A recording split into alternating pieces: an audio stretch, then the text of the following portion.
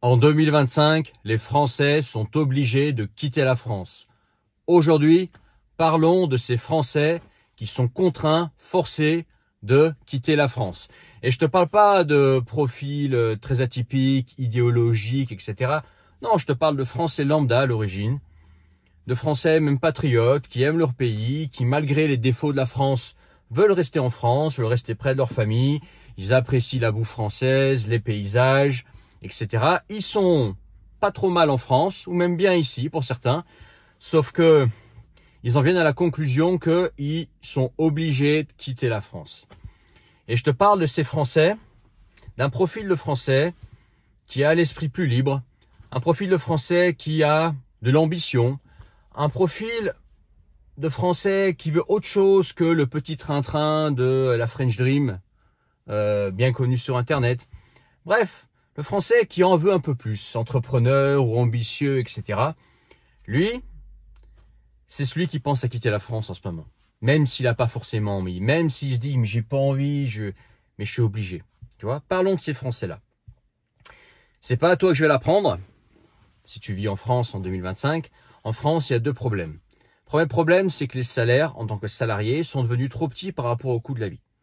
Et l'autre problème, c'est que si tu oses te mettre à ton compte, eh ben, tu as des impôts qui sont très élevés en tant qu'entrepreneur. Et même en tant qu'auto-entrepreneur, les impôts, par exemple, qui est le statut employé le plus simple, le plus basique, les impôts tendent à augmenter, ils augmentent d'année en année.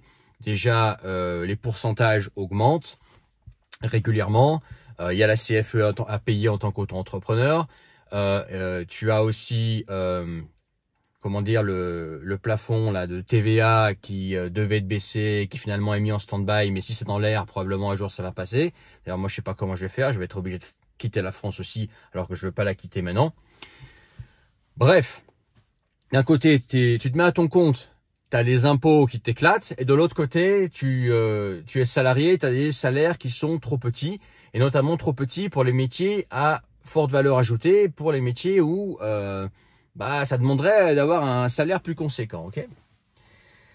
Et on se retrouve comme ça avec des gens qui tentent de l'entrepreneuriat, qui se rendent compte que c'est pas rentable, ou que finalement ils travaillent beaucoup et qu'ils payent beaucoup trop d'impôts, ou qui ont passé des diplômes, des certifications pour devenir un employé qualifié, et qui se rendent compte qu'ils se heurtent au marché du travail complètement éclaté au sol. J'adore cette expression. Actuellement, ils se rendent compte que finalement ils ont fait des études, ils ont fait des efforts pour être payés le SMIC ou quelques centaines d'euros de plus que le SMIC, donc ça valait pas le coup. Ou ils font un travail difficile pour être à peine mieux payé que quelqu'un qui chauffe juste une chaise et qui est payé à regarder rien faire, ok? Donc ça de quoi les dégoûter. Ça de quoi les dégoûter, c'est des gens qui se disent écoutez, moi je vais aller à l'étranger, soit je suis salarié et je vais aller vivre dans un pays avec des revenus plus élevés, tout simplement. Parce que moi j'ai de l'ambition, moi j'ai envie de gagner ma vie, moi j'ai pas fait des études pour rien, si j'ai fait ces efforts-là, c'est pour être bien rémunéré à une valeur plus que le mec qui a pas éduqué, etc. et qui fait rien. Et écoute, je vais me casser à l'étranger, au moins à l'étranger, je serai peut-être loin de ma famille, je serai peut-être loin de la France, etc. Mais entre-temps, le deal sera plus équitable, le deal sera meilleur, je gagnerai mieux ma vie, peut-être le coût de la vie sera plus élevé, mais comme je vais gagner en niveau de vie, ce sera quand même meilleur.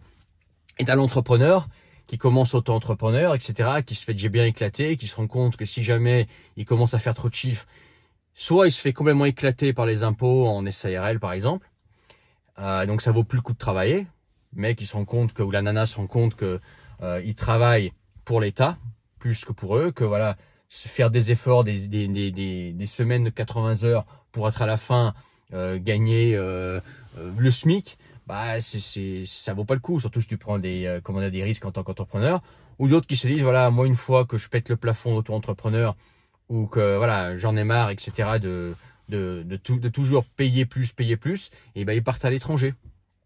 Et qu'est-ce que ça fait? Ça fait des talents, ça fait des forces vives, ça fait des personnes avec des nouvelles idées, qui sont pas données à la France en fait, qui finalement se retrouvent dans des pays étrangers, et ces gens entrepreneurs ou ambitieux se retrouvent à donner leur énergie, leurs idées, etc. à des pays étrangers.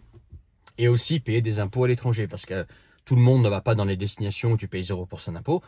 Certains veulent juste, en fait, ils sont OK pour payer des impôts, sauf que au bout d'un moment, trop c'est trop. Quand ça t'étouffe, que ça te permet pas de vivre de ton activité, tu peux pas, c'est mathématique. Donc ces gens se retrouvent à payer des impôts dans des pays étrangers, alors que à l'origine c'est un savoir-faire français, c'est un savoir-faire qui aurait dû rester en France et enrichir la France, tu vois. Pareil pour les salariés à haute valeur ajoutée. À l'origine, c'est des profils qui auraient dû servir à l'économie française, développer la France. Ben non, c'est des profils qui se retrouvent à travailler pour des boîtes allemandes, hollandaises, peut-être américaines, ou nord-européennes, tu vois, ou en Australie quelque part. Tu vois, c'est ça le problème. C'est que y a des Français qui sont obligés de s'expatrier, même si c'est pas des Français que tu entendras dire ouais, il y a des problèmes d'insécurité. Je suis d'accord, hein, moi je sais qu'il y a des problèmes d'insécurité, c'est même pour moi le premier problème de la France. Mais ils te parleront pas d'insécurité, ils te parleront pas de wokisme ou même d'idéologie. Ce sera pas des mecs qui vont fantasmer sur des briques, etc. ou qui vont être dans le culte de la personnalité, à fantasmer sur un dirigeant, etc. Et un pays qui croit connaître mais qui connaît pas. Non, c'est juste des personnes lambda qui veulent pas quitter la France mais qui se rendent compte que voilà, il n'y a pas vraiment de solution, quoi. Quand tu es salarié, tu es mal payé. Et quand tu es à ton compte, tu te fais éclater par les impôts. Bon, il n'y a qu'une solution, bah, c'est partir. C'est ça le problème. C'est ça le problème. Autre chose, c'est que tu as vachement de difficultés à te projeter. Moi, mon statut, moi je suis auto-entrepreneur, micro-entrepreneur, c'est la même chose. Bah, c'est vachement bancal, c'est vachement instable finalement comme statut parce que moi je suis dépendant d'une décision qui peut tout changer. Tu vois, moi si demain t'augmentes encore plus les impôts, tu baisses le seuil de TVA, etc. Bah, je me retrouve à avoir une activité qui est beaucoup moins rentable, beaucoup moins intéressante, et je vais devoir en fait soit m'expatrier, alors que ce sera pas forcément un moment où j'ai envie, où je peux m'expatrier pour des raisons d'autres qui n'ont rien à voir avec le contexte économique, et ou de devoir prendre un boulot, me démerder, je sais pas quoi, mais tu vois, c'est que ça te met dans tu sais pas en fait à quelle sauce tu vas être mangé, tu avances et tu sens que bah, le système est malveillant envers toi, quoi. Tu vois, c'est ça le problème. Pareil quand quand t'as fait des longues études, etc., tu te rends compte que tu es mal payé, que tu vas pas pouvoir t'acheter une maison, que tu vas pas pouvoir aller de l'avant alors que tu as fait des études et que tu as des mecs qui n'ont pas fait d'études, qui sont là depuis longtemps, etc., des retraités qui gagnent mieux que toi, qui gagnent mieux ta vie que toi alors que les mecs ils ont même pas le bac. Il y a de quoi te dégoûter du système. Et dire, écoutez, la France c'est bien joli, mais moi je me casse parce que c'est juste, le système est dégueulasse. Le système est dégueulasse. Je peux pas aller de l'avant. J'ai besoin de gagner ma vie pour me faire une belle vie. C'est comme ça que ces gens raisonnent. Et moi je les comprends. Et voilà, clairement, moi aujourd'hui tu me demandes dans ma position à moi que chaque position, chaque situation de quelqu'un qui vit en France est différente. Tu vois, moi l'insécurité je la vis pas. Voilà, j'ai des beaux paysages, je suis pas dans la grisaille parisienne. Ici où je suis, il y a du soleil l'hiver, il y a des beaux paysages, vraiment c'est sympa, ok. Mais pour moi, le problème numéro 1 dans ma situation précise, bah c'est la fiscalité, c'est trop d'impôts, quoi. C'est que ici, pour pouvoir m'enrichir, bah ça va être impossible ou très difficile. Il va falloir à un moment donné que je quitte la France parce que j'ai pas le choix. J'ai pas le choix parce que peu importe le plan auquel je pense en France, je parle, bah c'est une voie sans issue. Soit tu te fais éclater par les impôts, soit tu es sous-payé, soit c'est comment dire trop d'aléas, trop d'invisibilité, enfin bref, tu vois, tu te sens bloqué, quoi.